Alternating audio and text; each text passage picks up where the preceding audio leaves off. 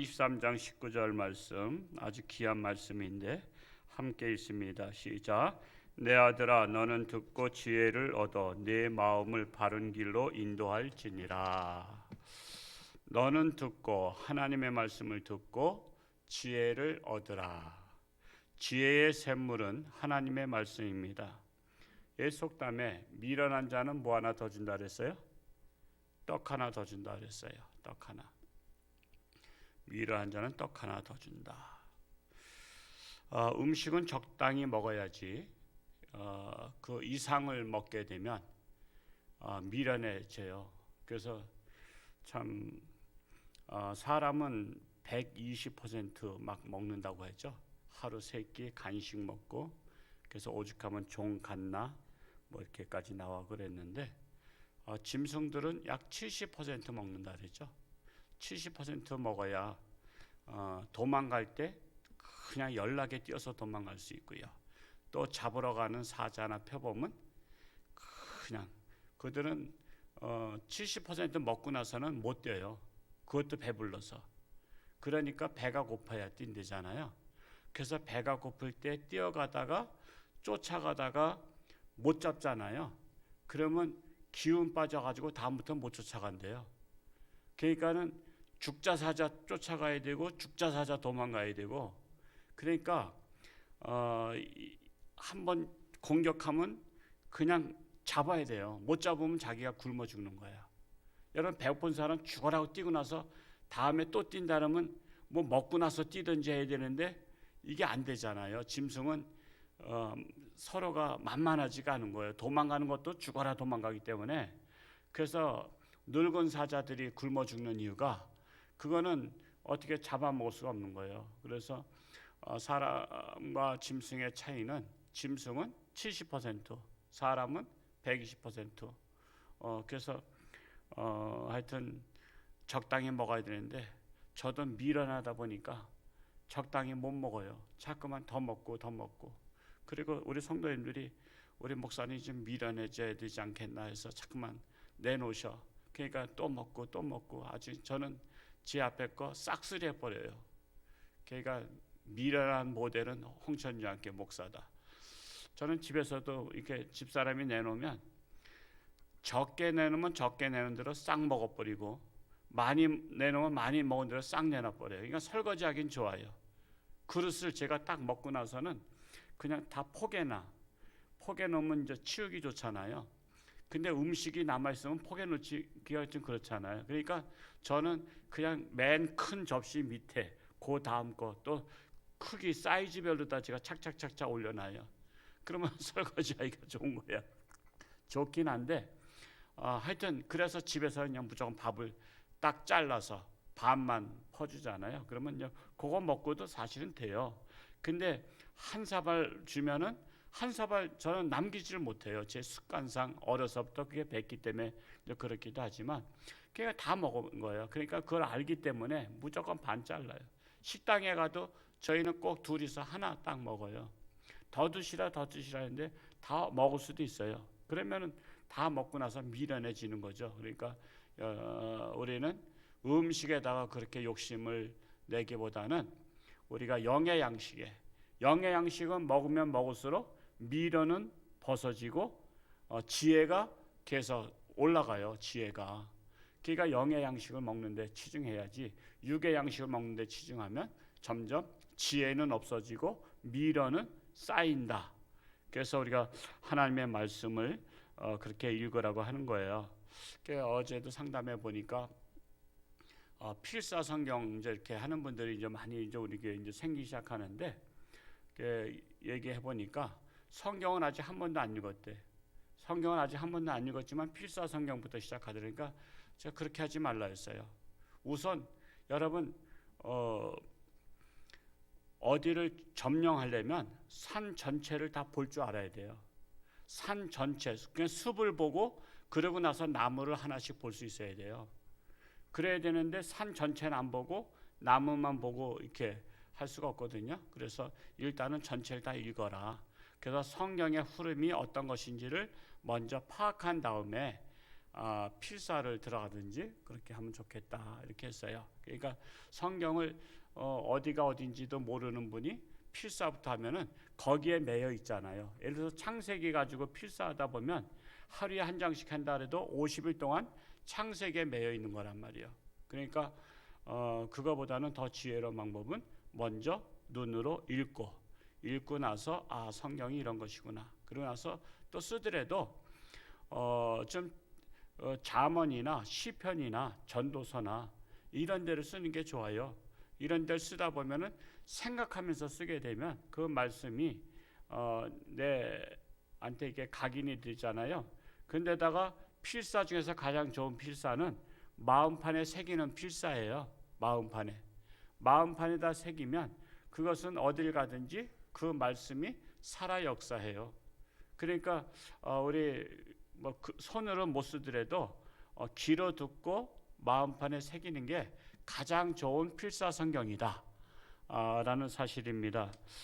그래서 지혜를 얻으면 내 마음을 바른 길로 인도한다. 그래서 이 한 사람에게 가장 중요한 것은 마음이에요.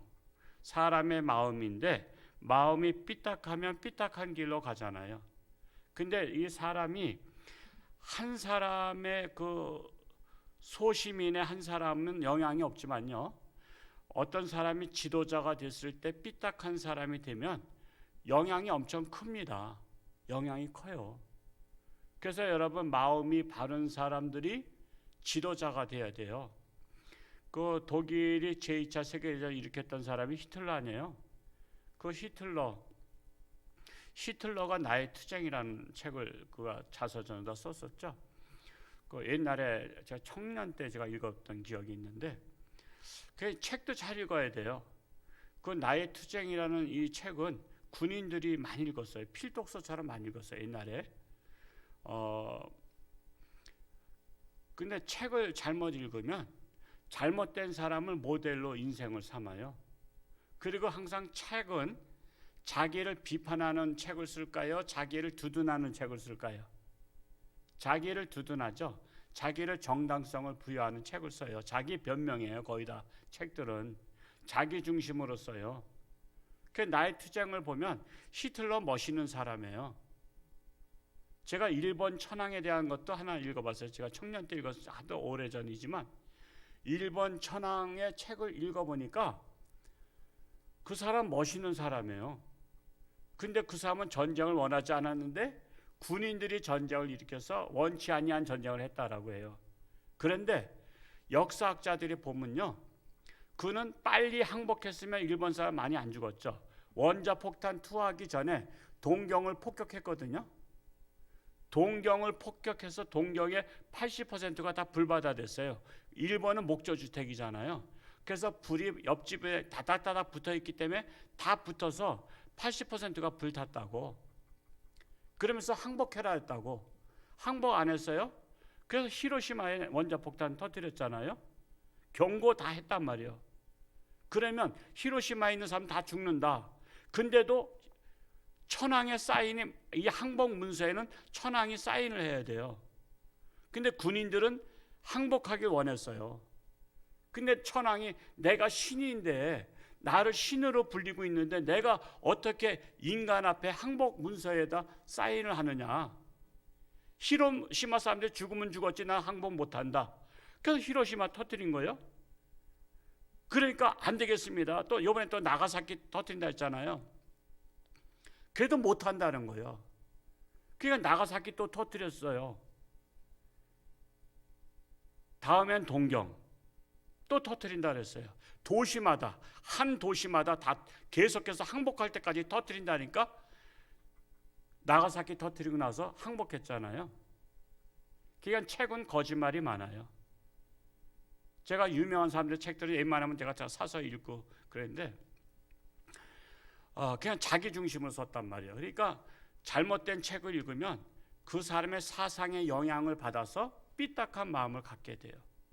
그래서 우리가 모델을 잘 선정하는 게 중요해. 모델. 좋은 책을 읽어야 돼. 좋은 책을. 훌륭한 사람. 뭐 나폴레옹? 영웅이라 그러지만요, 제가 나폴레옹 책을 읽어보니까 그 사람은 맨 전쟁이야. 맨 전쟁. 러시아 갈 때 60만 명 중에서 이 러시아가 아주 지혜로워. 프랑스가 그때 그냥 가는 데마다 이겼잖아. 그러니까는 그 톨스토이의 그 전쟁과 평화에도 그게 내용이 자세하게 나와요. 그 프랑스가 공격해 오니까 안 되겠다. 싸워선 진다. 나폴레옹이가 얼마나 전쟁의 여우냐. 싸우지 말자. 대신 우리가 전체 피난가되 저들이 먹을 거 없이 그들은 모스크바에 가면 소도 잡아먹고 돼지 잡아먹고 닭 잡아먹고 우리 이제 다 시컨 그게 다 우리 거다 그러면서 쳐들어왔어요. 이 보급하는 게 60만 대군을 보급하는 게 쉬운 일이 아니잖아. 식량을. 그러니까 모스크바에 가면 그거 잡아먹고 우리가 전쟁하자 그랬는데 모든 쌀이나 쌀 같은 것들은 불살라버리고 가져갈 건 가져가되 나머지 남은 건 다 불살라버렸어요. 그리고 돼지나 소나 닭은 싹 쓸고 갔어. 그냥 모스크바를 점령하고 나니까 아무것도 없는 거야. 그리고 그러니까는 이제 정찰대를 보낸 거 아니에요. 도대체 어디까지 피난 갔나 이놈들이. 그랬더니 한 30리밖에 피난 가 있대. 30리 하면은 여기서 양덕원 정도야. 야, 쫓아가면 잡을 수 있겠다. 그런데 그들이 또 쫓아가기 시작하면 그들도 또 뒤로 후퇴하는 거야. 그렇게 후퇴하다 보니까 겨울이 왔어. 겨울이 오니까 여러분 러시아의 겨울은 영하 40도 막 그러잖아요. 그러면 전쟁터에 나갔던 사람들이 옷 하나 입고 나갔는데 견디겠어요? 이거 안 되겠다. 후퇴하자. 일단은 철수. 그때부터 이제 러시아군이 쫓아서 막 공격한 거야. 막 공격하니까 뒤에서 막 쳐들어오니까 이 앞으로 가던 사람들이 뒤로 가서 싸우려니까 이게 안 되잖아요. 그러면서 얼마가 죽었냐면 60만 대군 중에서 58만 명이 다 죽었어. 58만 명이면 얼마죠? 우리 홍천군 다 해봤자 7만 명이잖아. 7, 7이 49. 홍천군의 7배 되는 인구가 중간에 다 죽어버린 거예요. 그리고서는 2만 명만 돌아왔어요. 그러고 나서 그가 섬으로다가 유배를 당하죠. 전쟁에 있어서. 그랬다가 또 탈출해서 또 다시 전쟁을 또 일으켜. 아주 전쟁 미치광이야. 그랬다가 최종적으로 영국의 워터루 전쟁에서 패하죠. 워터루 전쟁에서 패하면서 그는 끝나요. 여러분 잘못된 지도자를 그래서 많은 우리나라 젊은 애들이 저희 젊었을 때 나폴레옹의 무슨 말을 좋아했냐면 나의 사전에 불가능이란 없다. 그거를 책상에다가 이렇게 써놓고서는 이제 공부할 때 도전할 때 이제 그걸 많이 써놨어요. 근데 나의 사전에 불가능 없다. 내가 신앙을 갖고 보니까 이거는 하나님이 할 소리야. 우리 사전에 불가능이 있잖아요. 그렇죠? 근데 그는 하나님을 믿는 사람이고 하루에 5시간 잠자면서 그는 또 성경도 많이 읽었어요. 그냥 성경을 읽어도 삐딱한 사람은 그런 거야. 그는 전쟁터에 책을 갖고 다니면서 독서광이었어요. 그냥 말 타고 가면서도 책을 읽었다니까. 근데 잘못된 삐딱한 마음을 갖고 있으면 국민을 세계를 삐딱한 길로 데려가요. 히틀러의 그 만행 때 전쟁 때 보네폰 목사님의 유명한 글이 있었잖아요. 미친 운전수에게 운전대를 맡겨서는 안 된다. 미친 운전수가 그냥 광란의 질주를 하는 거야. 자, 밖에 있는 지나다니는 사람들이 갑자기 광란의 질주하는 버스가 오니까 그냥 이리 치고 저리 치고 만살 죽는 거야. 근데 밖에 사람만 죽는 줄 알지 마라. 결국 이 버스는 어딘가 충돌해서 이 안에 있는 승객들도 다 죽는다. 밖에도 죽고 안에도 죽는다. 이게 비유인데 이 보네포 목사님의 그 비유는 미친 운전수는 히틀러다 이거야. 히틀러가 나라라는 버스를 타고서 지금 밖에 있는 사람들은 애국이야. 다른 나라를 침략하고 있는데 다른 나라만 멸망하는 게 아니라 우리나라도 멸망합니다. 이거를 알려준 거예요. 그래서 미친 운전수를 끌어내려야 된다. 그런 바람에 보네포는 순교당했죠. 순교당했죠. 보네포 목사님 33살인가? 그때 순교당했나 그래요. 하여튼 잘못된 사람이 지도자가 되면 자기만 불행한 게 아니라 그 나라도 불행하고 이웃 나라도 불행해요. 우리 김일성이 같은 사람이 삐딱한 마음 가지고 남한을 침공해서 결국 수많은 사람이 죽고 이산 가족이 1000만 명이잖아요. 지금도 이산 가족이 1000만 명이야. 어렸을 때 헤어져서 남한으로 잠깐 피난 왔다가 이제 합치려고 했는데 38선이 다시 휴전협정하면서 38선 거지니까 오가지도 못한 거야. 그러면서 어렸을 때 헤어진 사람이 못 만나. 요즘은 이산 가족도 못 만나잖아요. 이제 그분들 거의 다 돌아가실 때 됐어. 북한에 막 퍼주면은 만나게 할 줄 알지만 아니에요. 덮어달라 그래요. 지금 이인영 통일부 장관이 금강산도 오픈하겠다, 뭐 쌀도 도와주겠다, 백신 도와주겠다 해도 그 정도 가지고 안 돼요. 어림도 없어요. 미군 철수해야지 도와줄까 말까 할까. 미군 철수하면 도와줄까요? 아예 남침해 버리지. 그래서 잘못된 지도자들의 생각이, 판단이 자기만 아니라 많은 백성들까지도 불행에 빠뜨려요. 지금 우리나라가 지금 그렇잖아요. 지금 우리나라가 잘못된 지도자들이 나라를 잘못된 길로 이끌고 있잖아요. 근데도 버스 안에 앉아있는 사람들은 밖에 사람만 다치지 우리는 괜찮으려고 생각해. 근데요, 밖에 안에 사람까지 다 죽는 거예요. 결국 참으로 그 SNS에서 이런 내용을 봤어요. 중국에서 있었던 일이라고 하는데 이 버스가 시골길로 가는데 어느 곳에서 남자들이 정차하니까 이제 탔어요. 이 시골에 원래 그렇잖아요. 이 직행 버스가 아니고 일반 버스는. 근데 남자들이 와서 한 아가씨를 끌어내서 성폭행을 했어요. 밖에서. 근데 그곳에 한 남자가 버스 기사가 여자인데 그 여자를 끌어내다가 성폭행했어요.